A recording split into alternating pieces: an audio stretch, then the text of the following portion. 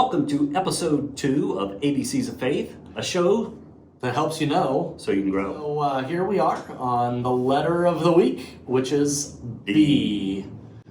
B for bug. B for a lot of things, but we're looking at words that are biblical or have to do with faith. So We're still fielding words, so you can send those in to Larry@Bradenton.church. Before we get going too much further, why don't we introduce the audience at home to our good friend Gus, who's going to help us get our first word of the day. Gus, how are you?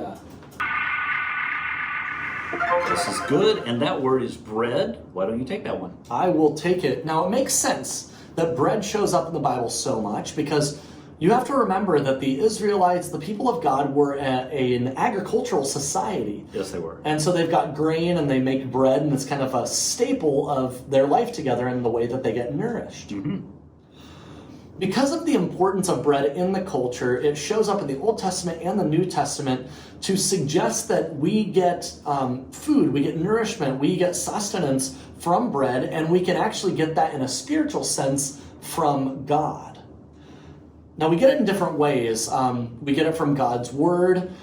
We participate in the sacraments. These are all different ways that the Spirit of God feeds our souls, but bread provides a great metaphor because without bread, without food, we die. And without God giving us that sustenance, we also die, but in a spiritual sort of way. Death, right? Yeah.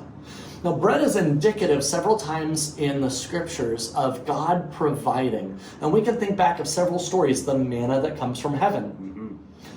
Jesus feeding the 5,000 with loaves of bread and fishes that are multiplied and everyone gets fed. So oftentimes when bread is getting talked about, it's about God's providence and how he is making sure that the people have everything that they need. Now, the most common application we have for this bread imagery, it really doesn't matter what church you go to or what type of church, is communion or the Lord's Supper, where we partake of bread because Jesus said to. We partake of wine or juice as well because Jesus said to.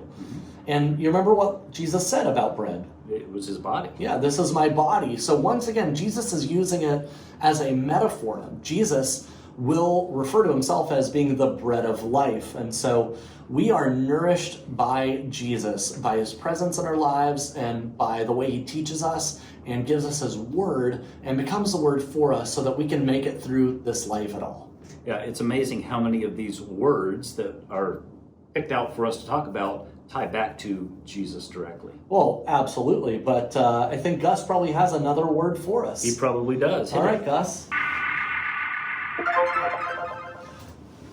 And that word is Bible, the B-I-B-L-E. Yes, that's the book for me, but this isn't really a children's show, but if your kids are watching it, I promise they won't be offended, right? But you know what, Larry? You're right. It is a word for you. Why don't you take this one? I will indeed. Essentially, Bible comes directly from, or at least the word Bible, from Koine Greek, Biblia, and it just means the books. It's essentially a collection. You know how many books are in the Bible?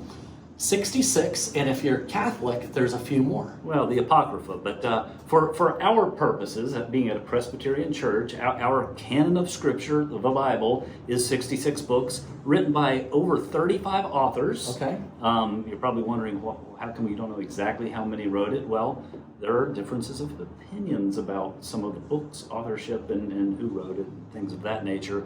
But a lot of different authors, a lot of different books, all with one truth, one story about one true God. It's pretty miraculous when you think about it. Yeah, 66 books with one purpose, and everyone who calls themselves a Christian should read the Bible. Absolutely. I mean, some people look at the Bible and they assume that that is just one book. That's not the case. But it's also not just a history book. We mentioned that last week. There are parables in there. There is some history. Right? There's adventure. There's adventure. There's a lot of poetry. There's a love story or two. Most of the New Testament is letters. Yeah. Just letters that were written to people groups, individuals, and churches, in different geographical areas. But if you want to know something about the faith, the Bible is where you turn. It is. And now it's time for a younger perspective. Moses was out with his sheep and he saw this random bush on fire. So he went to go check it out and he realized that nothing was burning up or anything. So Moses found out that God was talking to him and that God told him his job. So his job was to go to Egypt and save all the people there.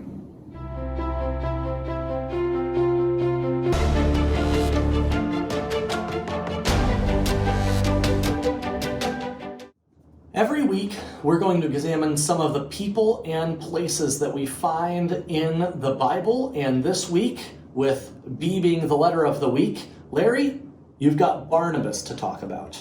Barnabas is an interesting character in that he kind of has a different name. In Acts 4:36, it says Joseph, a Levite, who they also call Barnabas. Right. He is, interestingly enough, somewhere else, I think it was in Colossians, referred to as a cousin of Mark, the Mark that wrote the Gospel of Mark. Very complicated. Right, fairly complicated. And then later on in Acts, around Acts chapter 14, we find a very interesting story about Barnabas. Basically, he's hanging out with Paul. Paul heals somebody, and this group of people call them gods, little g gods, like Zeus or Hermes. Yeah, like in a bad sort of way. Yeah, in a bad sort of way, and they're upset with this because they're not, just some random Greek god. They are representing the one true God, so they're a little upset with the people that they don't really understand this. But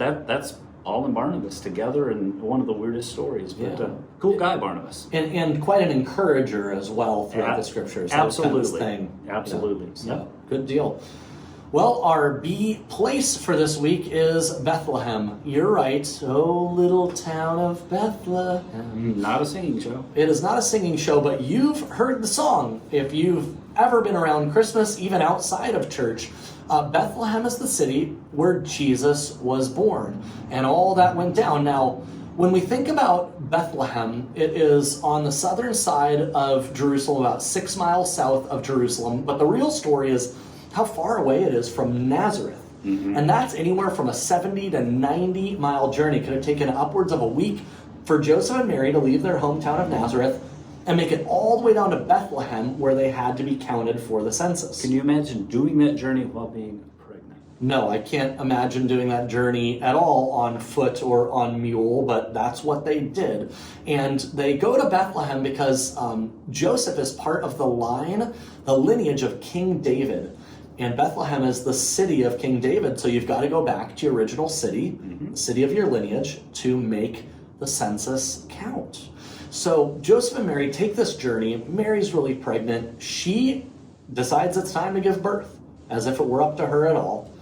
And they find a manger, or also thought of as a cave, where Jesus is ultimately born, because there's no room in the inn. Mm-hmm. So Larry, why do you think they called it the little town of Bethlehem in the song? Enlighten me. Well, it's not such a little town. In fact, today, 25,000 people live there. It wasn't one of the bigger cities back then. Jerusalem would have been the big city, but Bethlehem had been fortified. It had a wall built around it, so it wasn't just this like piddly town that you could walk into. It was actually a city with people living there, and I don't know why they called it a little town in the song, except that maybe it sounded good, it sounded poetic. It certainly wasn't one of the bigger places, but it wasn't like a tiny little podunk town either. Right, so somewhere between a one-horse town and a booming metropolis. Yeah, and today basically you can find Bethlehem, especially if you're a tourist to the Holy Land. That is their major industry. You can go to the church. Well, there's a church now that says it's where Jesus was born, the Church of the Nativity. So that's what's going on with Bethlehem. A cool little town, cool little history. And now it's time for a deeper perspective. So you saw our younger perspective on the burning bush, which would have definitely gotten my attention. Absolutely. If I'm Moses and I'm hanging out with my father-in-law and watching some sheep and really trying to hide because I more or less ran away and I've got some security and maybe even some trust issues, I'm not really looking for anything, but a burning bush catches my eye. But especially if that bush doesn't actually burn up. Right, exactly. There's not a pile of ashes. It's like not consumed. It's like still, It had to be incredibly weird to see. But as Christians, when we read the Bible, we see it through the lens of the New Testament very much. So we see Jesus in a lot of these Old Testament stories, and it kind of got me to thinking, the burning bush is the presence of God talking to Moses, giving him directives, things in particular to do.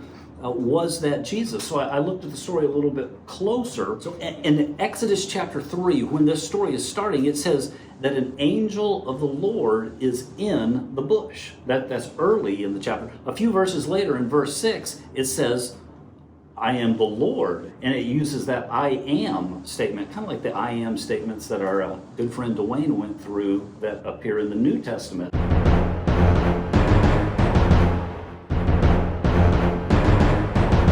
Jesus is our deeper perspective.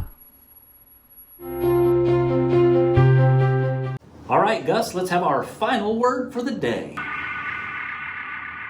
Blasphemy. Wow, blasphemous.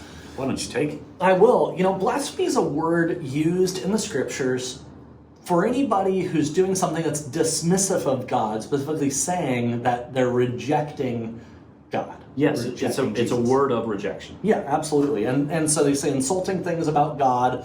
And that's not the whole of the story, though, because Jesus is actually accused of blasphemy. Yeah, so elaborate on that. Well, because Jesus wasn't dissing God. Jesus was coming to say, I am the Son of God, but people took offense to that. You actually couldn't back in that day, and you shouldn't today, say that you are God or the Son of God, or that you're invoking the power of God in a unique way. And so the temple leaders, because they were trying to reject Jesus in that time, accused him of blasphemy in hopes that everyone would simply see him as a rabble-rouser who's kind of using the power of God to do his work and get his message across. Well, let me ask you this question. How does that tie into, when we read about the unpardonable sin and that being kind of blasphemy? Yeah, the unpardonable or unforgivable sin is seen as blasphemy, but in a specific sense, because it's the ultimate rejection of God. Like you said, blasphemy is a rejection word.